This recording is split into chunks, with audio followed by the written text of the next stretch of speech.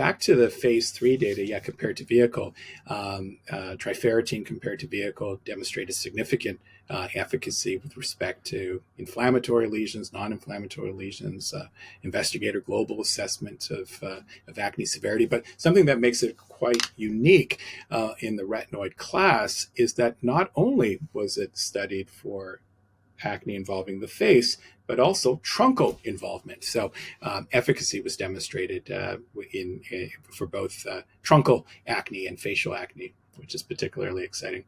Yeah, I really love the fact that they investigated on both, and essentially the same efficacy that we saw in the face, we saw in the trunk, which was surprising to me because I often consider the acne on the trunk as a little bit more difficult to treat. The trunk doesn't absorb topicals as well. It's a little bit more difficult to penetrate. The hair follicles are more spread out, which is where the acne blemishes arise. And so, we may need more medication in order to achieve the benefit just because the target is spread.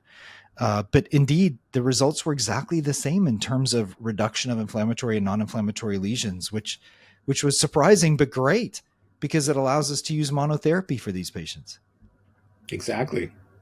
Yeah.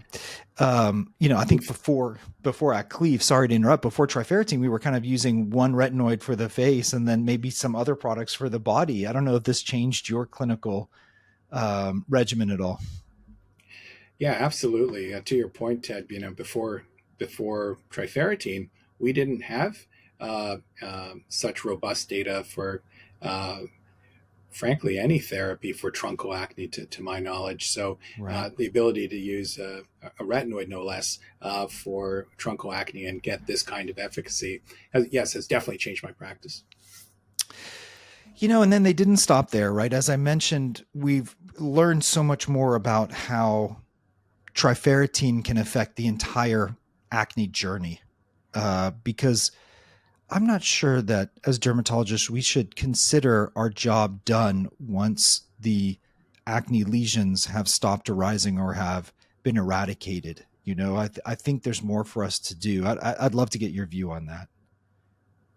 Yeah, and I think what you're alluding to, Ted, is that, in addition to the papules, the pustules, the comedones, the actual lesions of acne that our patients come to us presenting with clinically, there's a whole other dimension to it, right? There are the sequelae of post-inflammatory hyperpigmentation, which can have as much of an impact on patients and sometimes even more of an impact on patients than the primary inflammatory or non-inflammatory lesions.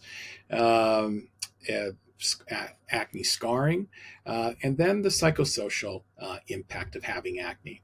And so we have all of these other dimensions beyond just narrowly focusing on lesion counts.